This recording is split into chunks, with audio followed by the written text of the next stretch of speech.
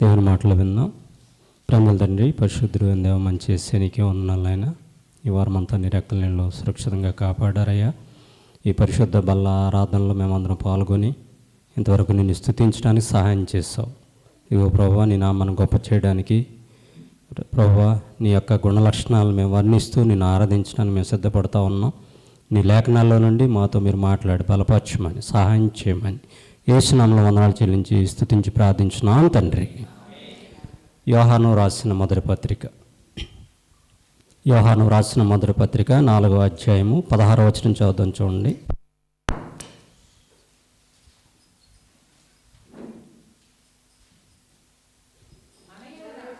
చదవండి.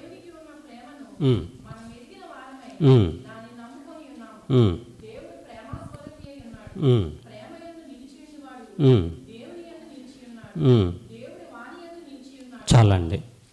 ఇక్కడ భక్తుడైన యోహాను గారు ప్రేమ గురించి ఈ అధ్యాయంలో వర్ణిస్తూ ఉన్నారు. మన ఆధ్యాత్మిక జీవితంలో సాతాను ద్వారా కొన్ని శోధనలు ఎదురవుతూ ఉంటాయి. వాటిని జయించాలంటే దేవుడు కొన్ని ఆయుధాలు మనకి ఇచ్చాడు. చాలా ఉన్నాయి ఆయుధాలు. అయితే ఆ ఆయుధాల్లో మొట్టమొదటి ఆయుధం ఈరోజు దేవుని చిత్తం అయితే ఎప్పుడైనా మనం క్రిస్మస్ అయిన తర్వాత నేర్చుకుందాం. ఈ మొదటి ఆయుధం ఏంటంటే ప్రేమ. ఏం చెప్పండి? ప్రేమ ద్వారా మనం సాతాను యొక్క శోధనలు కానీ మన జీవితంలో పెట్టే సమస్యలు కానీ ఈ ప్రేమ ద్వారా మనం జయించవచ్చు. జార్జ్ వర్వర్ అనే భక్తుడు ప్రేమ గురించి ఒక బుక్ రాశాడు. నేను చెప్పాలంటే ఎన్ని పుస్తకాలు రాసినా ప్రేమ గురించి మనం ముగించలేమాట. అంత విలువైనది ప్రేమ. ఏమని ఆ బుక్లో రాశాడంటే, యేసుక్రీస్తు వారు ఒక విప్లవకారుడు, ప్రపంచమెరుగని ఒక విప్లవకారుడు. ఆయన రాజకీయ విప్లవకారుడు కాదు కానీ ప్రేమ విప్లవకారుడు అని రాశాడు. హల్లెలూయా. యేసుక్రీస్తు ఎవరంటండి? ప్రేమ విప్లవకారుడు.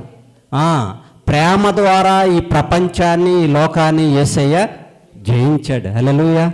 కనుక మన దేవుని యొక్క గుణలక్షణం ఏంటంటే ప్రేమ. ప్రేమ ద్వారానే ఆయన ఈ లోకంలో ఆయనకు ఎదురైన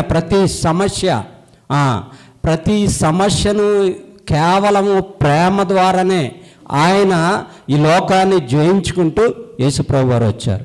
కనుక ఇక్కడ మరి యోహాను గారు ఏమని రాస్తున్నారంటే, దేవుడు ప్రేమ స్వరూపి అయి ఉన్నాడు. హల్లెలూయా. దేవుడే ప్రేమ అయి ఉన్నాడంట. ప్రేమ స్వరూపి మాత్రమే కాదు, ఆయన నడిమెత్తున్న అరికాల వరకు కూడా ఏమితో నింపబడ్డదంటే ప్రేమతో నింపబడ్డది. పాపాత్ముల్ని యేసయ్య ప్రేమించాడు, అమ్మా అన్నాడు. హల్లెలూయా. మనమైతే చీయని చేదరిస్తాం. ఈ లోక ప్రజలు ఎవరు కూడా ప్రపంచంలో ఇంతవరకు ఎవరు కూడా పాపులని అమ్మ అని లేకపోతే తన గాయపరిచిన వాడిని నాయన అని ఎవరు కూడా పిలవలే. కానీ యేసయ్యకి ఒక్కడికే సాధ్యం అయింది. కనుక దేవుడు ప్రేమస్వరూపి ఉన్నాడు. మరి 4వ వచనంలో మనం చూస్తే చూడండి, 4వ వచనం కాదు, 8వ వచనం చూడండి ఒకసారి.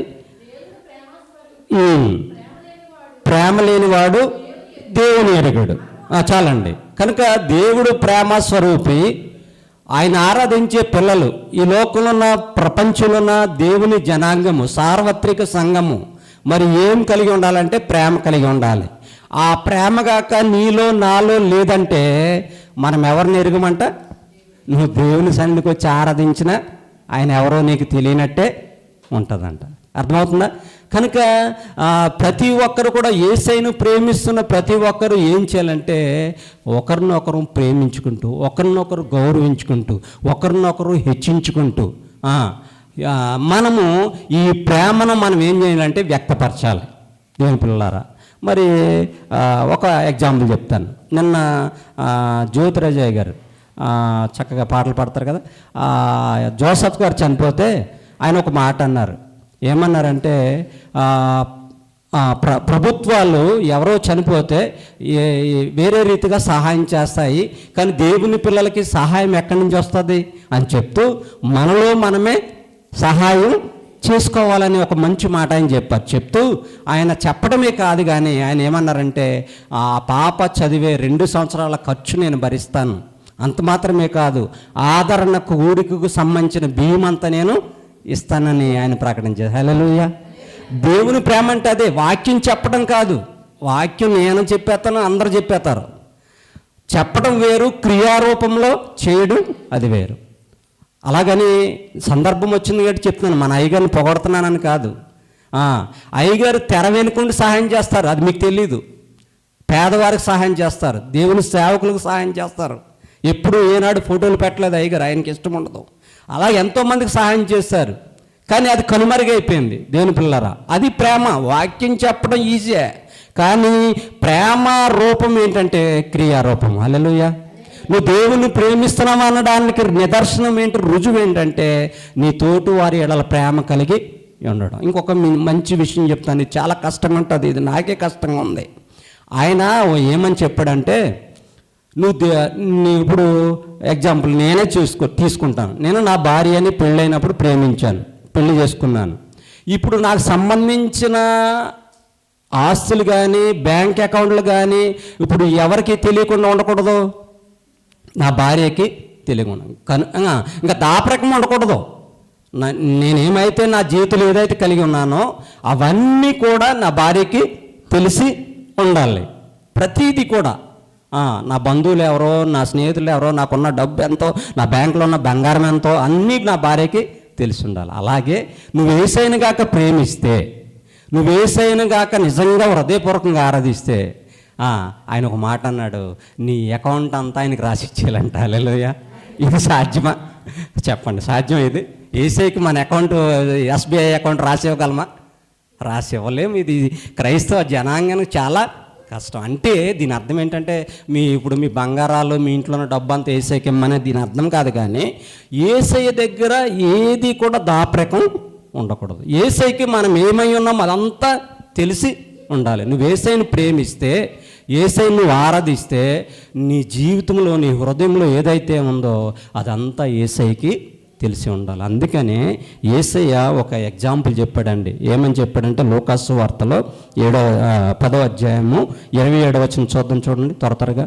లూకాసు వార్త 10వ అధ్యాయము 27వ వచనం.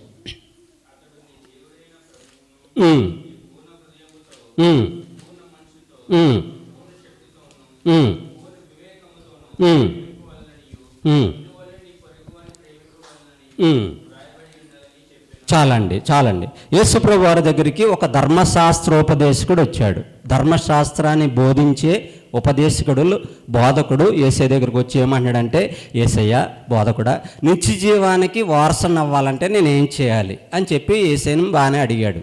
అప్పుడు యేసయ్య ఏమన్నారంటే, ధర్మశాస్త్రమందు ఏం రాయబడి ఉన్నది, నువ్వు చదువుతున్నావు కదా, నువ్వు బోధిస్తున్నావు కదా మరి అని అడిగితే, అప్పుడు అతడు ఏమన్నాడంటే, నీ దేవుడైన ప్రభువును పూర్ణ హృదయముతోనూ, పూర్ణ మనసుతోనూ, పూర్ణ శక్తితోనూ, పూర్ణ వివేకముతోనూ ప్రేమించాలి, నిన్ను వలె నీ పొరుగువాన్ని ప్రేమించాలని వ్రాయబడిందని చెప్పాడు. చెప్తే అందుకు ఆయన యేసుప్రభు వారు ఏమన్నారంటే, నువ్వు బాగా ఉత్తరం ఇచ్చావు, చాలా బాగా చెప్పావు, అయితే నీవు కూడా అలా చేయి, అప్పుడు నువ్వు చక్కగా జీవిస్తావని చెప్పారు.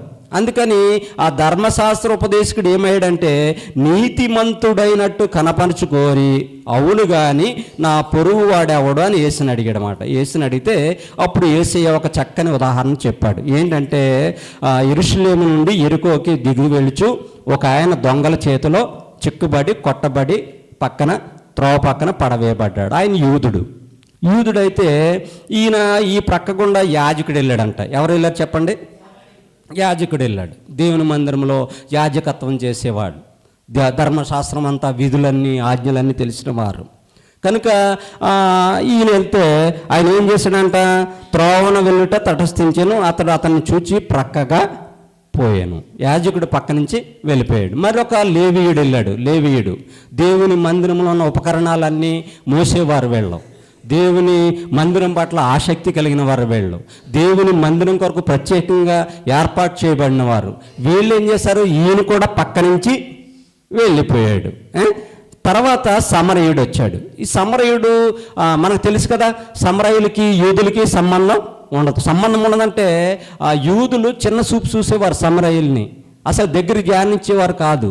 కనుక ఈ సమరయుడు ఏం చేశాడంట, వచ్చి చూడండి ఏం చేశాడు. అతడు పడి ఉన్న చోటుకి వచ్చి అతనిని చూచి అతని మీద జాలిపడి దగ్గరకు పోయి నూనెయు ద్రాక్షారసమును పోసి అతని గాయాలు కట్టి వాహనం మీద ఎక్కించి పూటకోళ్ళ వాని ఇంటికి తీసుకెళ్ళాడంట. అంటే అతన్ని పరామర్శించాడు, తనకు కావలసిన అవసరాలు తీర్చాడు. ఒక హోటల్కి లేకపోతే రెస్టారెంట్కి తీసుకెళ్ళి ఇతను బాగా చూసుకో, రేపు నీకేమైనా బాకీ ఉంటే రేపు వచ్చి నేను కడతానని చక్కగా ఆ సమరయుడు ఆ వ్యక్తికి చేయాల్సిన మర్యాదలన్నీ చేశాడు. ఈ ముగ్గురులో ఎవరు పొరుగువాడు అని యేసు ప్రభు వారు అడిగారు. అడిగితే అప్పుడు 36 వచనం మనం చూస్తే, కాగా దొంగల చేతిలో చిక్కిన వానికి ఈ ముగ్గురులో ఎవడు పొరుగువాడాయనని నీకు తోచుచున్నది అని యేసు అడుగగా అతడు అతని మీద జాలి పడిన వాడే అనెను. అందుకు యేసు నీవును వెళ్ళి అలాగూ చేయమని అతను. చూసారా, యేసు ప్రభు చక్కగా ఆయనకు అర్థమయ్యేటట్టు చెప్పారు. యాజకులు సహాయం చేయలే, లేవీలు సహాయం చేయలే, ఒక అన్యుడు సమరయుడు ఆ వ్యక్తి మీద జాలి పడ్డాడు. కనుక యేసయ్యను నువ్వు ప్రేమిస్తున్నావంటే నిదర్శనం ఏంటంటే, ఈ సమరయుడు వల్లే నీవు నేను కూడా ఏం చేయాలి చెప్పండి. మన సంఘం చేస్తుంది, మన సంఘం చేయట్లేదని కాదు. పేదవారికి చక్కగా భోజనాలు పెట్టాలంటే ఎవరికి స్తోమత తగ్గట్టుగా వారికి నిజంగా మనం చాలా ధన్యులు. నేను మిమ్మల్ని ఏమి ఇది చేయట్లే. నిజంగా మనకున్న దాంట్లోనే మనకున్న స్థితిలోనే ప్రభువుకి మనం ఇస్తున్నాం, ఇవ్వట్లేదని కాదు. అంటే దేశైను ప్రేమిస్తున్నామంటే దీని అర్థం ఏంటంటే, ఒక అన్యుడైన సమరయుడు వల్లే మనం కూడా నువ్వు దేవుణ్ణి ప్రేమిస్తున్నామంటే మొట్టమొదటగా నీ ఎదుటిన్న వ్యక్తిని నువ్వు ప్రేమించాలి. హల్లెలూయా. మొట్టమొదటిగా సేవకుని ప్రేమించాలి. యేసయ్య పని చేస్తున్న దైవజనుని మనం ప్రేమించాలి, ఆయన గౌరవించాలి, ఆయన చక్కగా ఆ విలువ ఇవ్వాలి. తరువాత మన సంఘంలో ఉన్న విశ్వాసుల్లో మనం ఒకరినొకరు, నువ్వు యేసయ్యను ప్రేమిస్తున్నావంటే నిదర్శనం ఏంటంటే నువ్వు ఒకరినొకరు మనం గౌరవించుకోవాలి, ఒకరినొకరు ప్రేమించుకోవాలి. అంత మాత్రమే కాదు, మనమందరం కలిసి ఇబ్బందులు ఉన్నవారిని ప్రేమించాలి, కష్టంలో ఉన్నవారిని ప్రేమించాలి, క్లిష్ట పరిస్థితుల్లో ఉన్నవారిని నీకు తోచినది ఎంతో కొంత నువ్వు సహాయం చేయాలి. వాక్యం వినటమే మాత్రమే కాదు, దేవుణ్ణి ఆరాధించడం మాత్రమే కాదు, క్రియారూపంలో నువ్వు ఏదైతే చేయాలనుకున్నావో హృదయపూర్వకంగా ఇతరులకు మనం సహాయం చేస్తూ ఈ అన్యుడైన సమరయుడు వలె కొన్ని మంచి పనులు మనం చేయాలి. అందుకే యేసయ్య ఏమన్నాడంటే ఒక మాట అంటాడు, చూడండి ఒకసారి చదువుదాం. చూడండి, 1 యోహాను పత్రిక 4వ అధ్యాయము 20వ వచనం చదువుదాం. చూడండి ఒకసారి. అదే మన చదువుకున్న పత్రిక పాఠ్య భాగంలో 20వ వచనం చదువుదాం. చూడండి.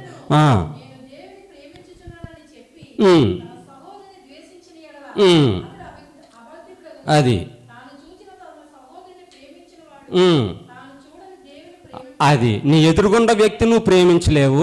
మరి దేవుని నేను ఆరాధిస్తున్నాను, దేవుని నేను గొప్ప చేస్తున్నాను, దేవుని హృదయపూర్వకంగా ప్రేమిస్తానంటే ఏమన్నా నమ్ముతారండి? అది అబద్ధమని దేవుడే చెప్తున్నాడు. అంటే నువ్వు కనపడే వ్యక్తిని మొట్టమొదటి నీ కళ్ళకు కనపడే వ్యక్తిని ప్రేమించాలి. అంటే నువ్వు నీ కళ్ళకు కనపడే వ్యక్తిని ప్రేమించకుండా కనపడని యేసయ్యను నేను ప్రేమిస్తున్నాను చెప్పుకోవడం అంటే నువ్వు అబద్ధికుడివే, నేను అబద్ధికుడిని. కనుక ఈ వాక్యం ద్వారా మనం నేర్చుకునేవలసింది ఏంటంటే, యేసయ్యను నేను ఆరాధిస్తున్నానంటే, యేసయ్యను నేను ప్రేమిస్తున్నానంటే మొట్టమొదట మన సంఘంలో మనం ఒకరినొకరం ప్రేమించుకోవాలి. ఒకవేళ ఇది ఒక్కరోజుతో సాధ్యం కాదండి, ఇది మనకు అసాధ్యం అండి. కానీ ఏం చేయాలంటే, యేసయ్య నువ్వు నన్ను ప్రేమించావు కదా యేసయ్య, నువ్వులాంటి ప్రేమ నేను కూడా నా హృదయంలో ఉండటానికి నాకు సహాయం చేయండి అంటే యేసయ్యే నీకు ఆ ప్రేమ కలిగేటట్టుగా సహాయం చేస్తాడు. నీ వల్ల కాదు, నువ్వు ఇతరులను ప్రేమించలేవు. యేసయ్య చాలా చెప్పాడు, శత్రువుని ప్రేమించమన్నాడు. ఇది మన మానవులుగా చాలా కష్టం ఇది. కానీ యేసయ్యకి సాధ్యం కనుక యేసయ్యను నిన్ను నువ్వు ప్రేమించట్లేదు, కానీ మొదటే ఆయన నిన్ను ప్రేమించాడండి. హల్లెలూయా. ఇంకా చాలా వచనాలు చక్కగా వ్రాయబడ్డాయి. ఆయనే మొదట మనల్ని ప్రేమించను గనక మనం ఆయన్ని ప్రేమిస్తున్నాం. నువ్వేమో గొప్పదానివయ్యి యేసయ్యను ఆరాధించడానికి రాలే, యేసయ్యే మనందరిని ప్రేమించాడు. హల్లెలూయా. ఎలా ప్రేమించాడు? ఉన్నతమైన స్థలాలు విడిచిపెట్టి ఈ భూలోకానికి వచ్చి నీ కోసం ఆయన నా కోసం ఎంతో కల్వరి సిలువలో శ్రమ పడ్డాడు. ఇదిగోండి చిన్న ఈ దెబ్బ తగిలిందండి నాకు ఈ ఏలికి. సైమన్ హాస్పిటల్ తీసుకెళ్ళి చూశాడు నేను ఎంత బాధపడ్డాను. గిలగిలా కొట్టేసుకున్నమాట చిన్న దెబ్బకి. మరి యేసయ్య అప్పుడు యేసయ్య గుర్తొచ్చాడు మాట నాకు, నిజంగా చెప్తున్నానండి. నా చిన్న దెబ్బకే నేను ఇంత బాధపడుతున్నాను, యేసయ్యను చారలుగా దున్నేశారు కదా, పిడిగుద్దులు గుద్దారు కదా, ఉమ్ము వేశారు కదా. తండ్రి వీరేం చేయుచున్నారో వీరెరుగరు గనుక వీరిని క్షమించుమని ప్రేమామయుడు చక్కని పలుకులు పలికాడు కదా అని యేసయ్య పడిన ఆ దెబ్బలు, ఆ గాయాలు నాకు గుర్తొచ్చి చిన్న దెబ్బకే ఇంత బాధపడిపోయాను. యేసయ్యను కొరడాలతో కొట్టారు, నెత్తి మీద తల మీద ముళ్ళ కిరీటం పెట్టారు, చేతుల్లో కాళ్ళలో మేకులు గుచ్చారు. ఎవరి కోసం? నన్ను ప్రేమించాడు కనుక యేసయ్య. నన్ను పాపంలో నుండి, లోకంలో నుండి, శాపంలో నుండి, బంధకాల్లో నుండి విడిపించాలని యేసయ్య కల్వరి శిలువలో త్యాగం చేశాడు ఆయన. అదే ఈరోజు మన మధ్యలోకి బల్ల రూపంలోనికి మన మధ్యలోకి వచ్చింది. ఆ నలగొట్టబడిన శరీరమే, మన కొరకు కాచిన రక్తమే ఈరోజు యేసయ్య మన ముందు ఉంచారు.